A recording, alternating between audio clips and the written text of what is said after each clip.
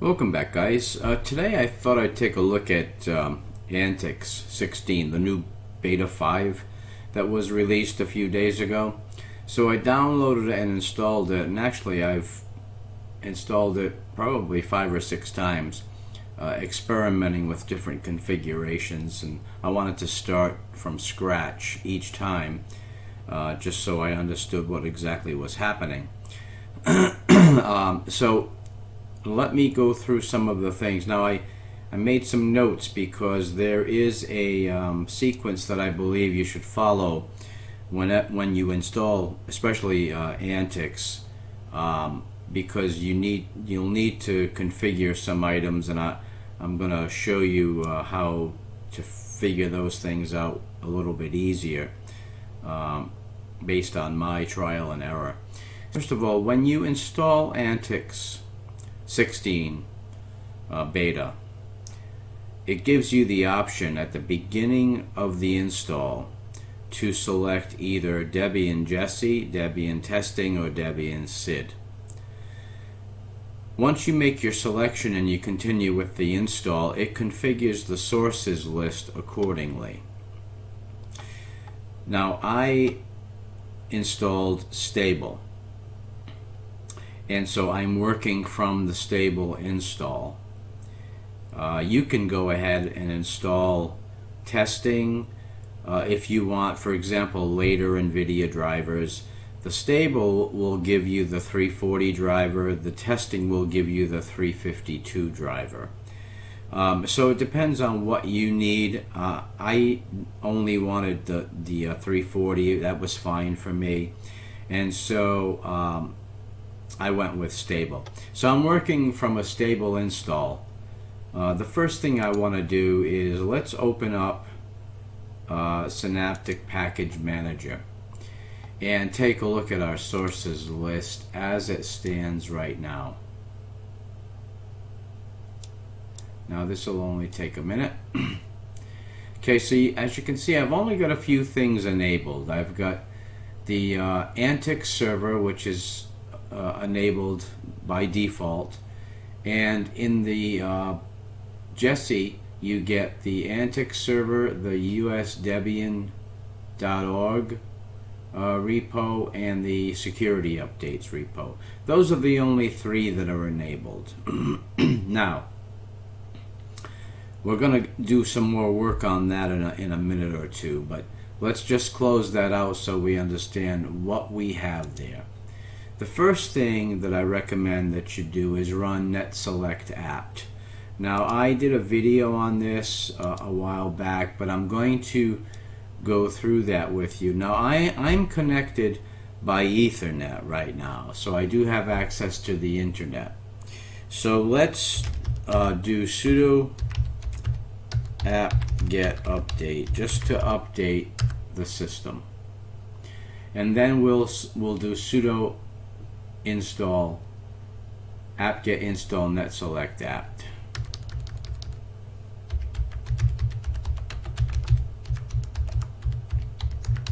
And I apologize, this video is probably going to be a little bit long because I have a lot to cover and I want to explain each step as we go. So sudo apt-get install netselect-apt.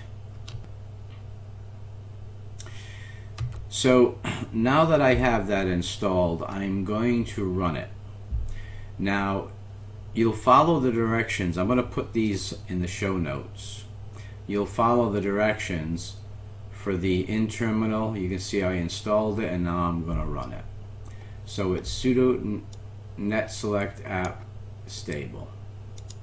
Now if you don't put anything, it's going to adhere to your sources list if you don't put stable. You can put stable if you're running stable, you can put testing if you're running stable, but again, if you just leave it sudo netselect-apt, it will run according to your current sources list. So now it's going through all of the Debian sources and it's going to identify the fastest. Once it does that, it will copy a new sources list to my home folder.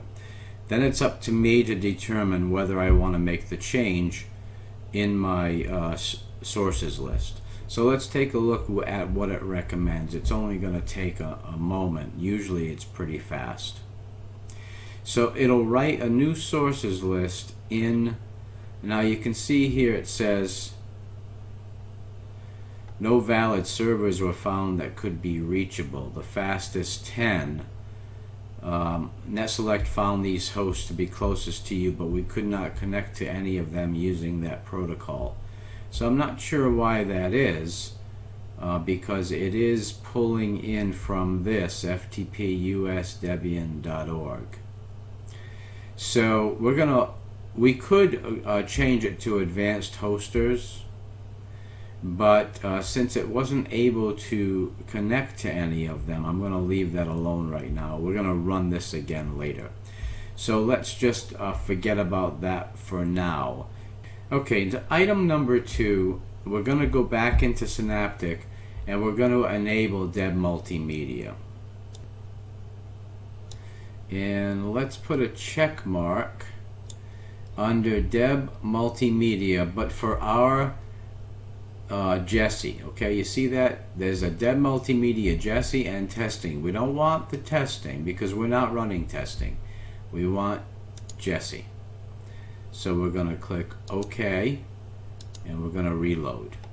And now we're going to enable. Now, if you have a 64-bit install like I do, you'll want to enable 32-bit architecture. So in terminal, I am going to copy and paste this command.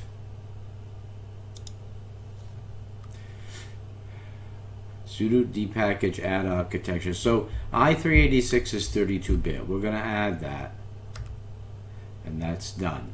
Now we're going to do sudo apt-get update just so we can update our available packages through our sources list. And that won't take long. Okay, so we're going to leave that alone right now. Okay, so now we're going to come back to netselect-apt. We did deb-multimedia. We enabled 32-bit. Let's go to the control center. Now, Antix has done a great job with the control center. We're just going to do a couple things. We're going to go to network, and we're going to enable Wi-Fi. Now I have a dongle plugged in. Let's see if it identifies any networks, and it did. So it picked up my Wi-Fi dongle. Now when I installed this on my main computer with my Broadcom Wi-Fi, it already configured Broadcom out of the box, which doesn't happen too often. So big kudos and thumbs up to Antix and also MX15. They are one of the few distributions that recognize Broadcom out of the box and configure it properly. So I'm going to connect to my network. I'll click connect. It's going to tell me that it requires a password. So I'm going to enter my password, and I'll click OK, and then I'm going to click connect again.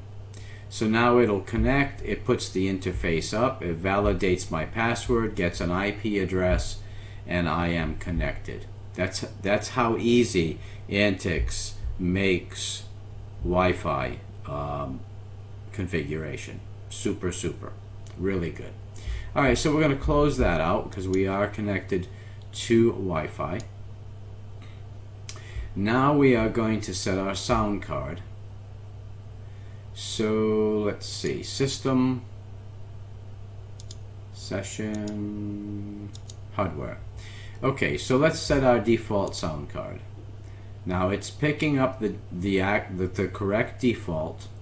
So I'm going to click OK, and I'm going to test it. Left, front, right, front, left, front, right. Now I'm not sure if you heard that, but it came through without any issues.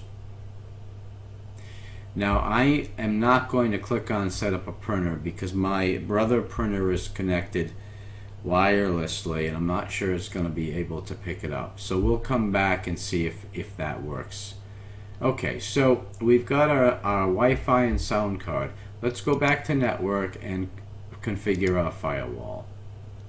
We're going to click unlock and then we're going to click on, and our firewall is enabled. Now it's enabled according to the default configuration, and that's fine. So let's close that out. And non-free codecs, what we're going to do is we're going to go to the system, click on Meta Package Installer, and down here non-free, you're going to click on install non-free and then go down to non-free, click on video codecs and click on install. Now you want to make sure you enabled deb-multimedia prior to that so that you can pull in all of the codecs, including those that are available through deb-multimedia. So now it's just a matter of finishing the install, and it is done. We can hit Alt F4 and it'll close that window, and we're going to close out the Meta installer. We'll come back to that in a little bit. Now, in order to configure our NVIDIA card, you've got a couple of issues. It's very easy to do. Let me open up a terminal and we'll do it together. Okay, so the first thing we're going to do is you're going to copy and paste this because you need to install nvidia-driver, nvidia-xconfig, and nvidia-settings. Those three are crucial. So I'm going to hit enter. It'll go through and identify all of the dependencies. It will install. It's going to give me a couple of messages letting me know that I need to run nvidia-xconfig, but it'll only take a moment and we'll be done. Then I'm going to reboot, and well, I'll probably do a couple of things before rebooting just so we can go back to the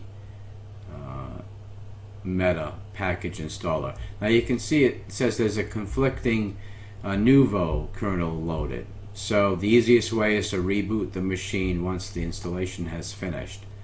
That's not 100% true, because you'll see that sudo, the driver is not configured yet. It needs to be enabled in xorg.conf before it can be used. So that's why we needed the nvidia-xconfig. So we'll hit OK there. It will go ahead and finish up. Okay, so now we're going to run nvidia-xconfig.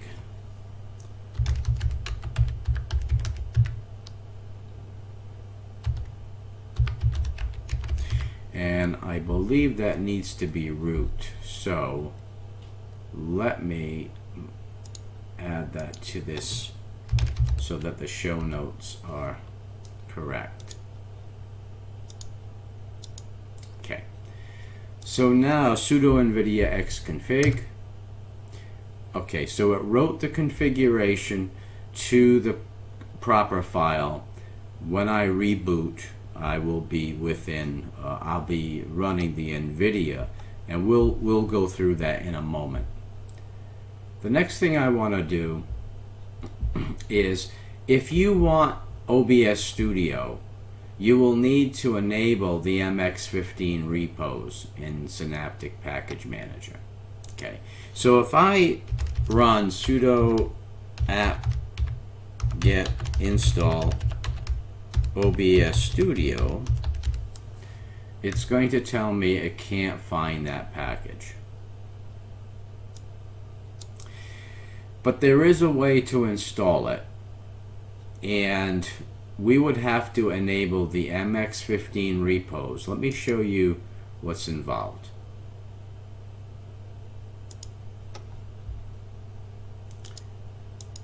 Now if I pull up my sources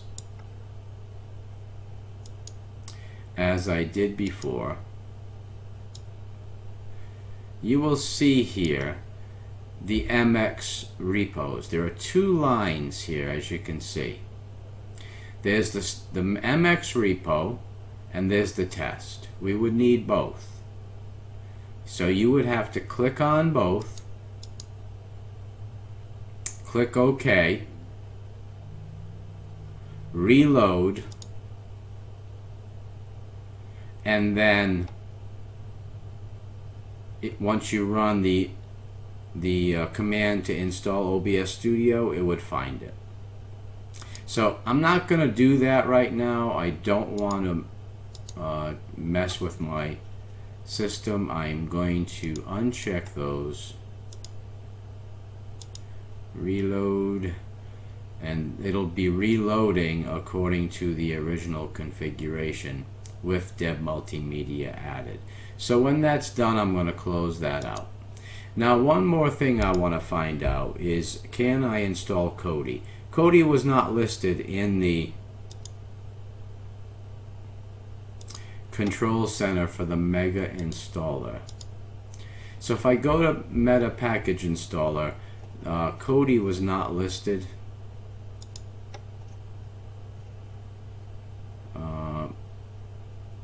There were quite a few things listed, but not Cody.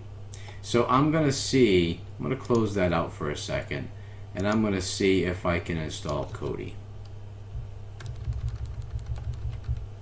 Now it should install because I have non-free codecs enabled and I have deb-multimedia enabled. So it should be able to find it. And it did. So we'll let it go and install, and we'll check it. Once it's done, it shouldn't take long. Once it's done, we will check it in the menu. And then I'm going to reboot and come back and make sure that my NVIDIA card is enabled and that everything looks correct. So let's see if Cody is in our sound and video menu, and it is. Okay, so I'm going to pause the video here, guys, and then I'll come back once I've rebooted to see if NVIDIA is configured correctly. Be right back. Welcome back, guys. So I have rebooted, and visually I can see already the benefit of running the NVIDIA graphics, because everything looks much sharper and crisper. Now let's see if everything is configured properly. NVIDIA 34096, OpenGL, and we are good to go. Everything looks terrific, absolutely terrific. Now overall, Antix 16, this is beta 5. I absolutely love this distribution. This, along with MX15, it's hard to pick which one that I prefer. MX15 is a little bit more, I will say, polished. That's probably not a fair word, but it does a little bit more for you out of the box. Let me give you one example, and if I can make a recommendation to the folks over at MEPIS or Antix, USB drives should mount in your file manager automatically. That should not be something that the end user has to configure. If I click on the file manager, I have a USB drive plugged in right now. It's nowhere to be found. Now there is a way to mount it, but currently you have to go into Control Center, go to Disks, click on Mount Connected Devices, bring up the list of your connected devices. So in my case, I have a lot of devices connected that I'd really like to be mounted. Some of these are internal hard drives that should be mounted. So all of these devices should be mounted in my file manager automatically. But the one I'm most concerned with right now is SDE, which is a USB flash drive. That should, as soon as I plug that drive in, it should mount. It's not doing that. There is a way to do it. I have to put in the device name and give it a mount point. So if I say SDE and I leave this media CD-ROM and click mount, as you can see, it's mounted. USB hard drives, those should all mount when connected. It would make things a lot easier for the end user. Now I understand that the end user for a distribution like Antix is not going to be a rookie, somebody who is just learning Linux. But I don't think that's a good argument for not mounting the USBs. Even an experienced user wants to have access to a USB drive once they plug it in. Shouldn't have to go through multiple steps. Linux can be difficult enough. Simple things like USB drives should be mounted automatically. And guys, the last item that I said I'd go back to is the printer. Let's see if the printer configuration in Control Center, see if that works. So let's click on Set Up a Printer, and we're going to click Add, and Network Printer, Find Network Printer. Wow. Okay, so it found my brother network printer. I guess the question is whether or not it will be able to load drivers. We will click on that and click forward. So it looks like it stalled on searching for drivers. Actually, it's offering to select a printer from the database. Let's click on brother, and it is not there. So it looks like I would have to load the drivers myself, and I'll go ahead and do that. But it's a positive that it was able to find the printer based on its IP address.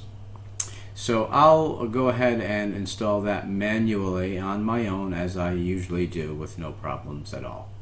But getting back to the plus side, it's a fantastic distribution, which is why I took the time to go through a lot of these issues, a lot of these configuration steps, because I believe it's worth it.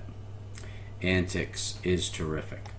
We've got everything done. I think I've gone through everything that I wanted to cover. And so guys, thanks for your patience. I know this video is going on a little bit longer than I wanted it to, but I wanted to make sure that everything was covered so that if you want to give Antix16 Beta 5 a try, you'll be able to. You'll know your way around. You can follow my roadmap. So guys, thanks for stopping by. Please rate, comment, and subscribe. Again, I have nothing but positive things to say about Antix and MX15. It's just that may I suggest that USB flash drives need to get mounted when they're inserted. It should not be a configuration option. So guys, as I said, please rate, comment, and subscribe. I hope you enjoyed the video, and I'll see you soon. Take care.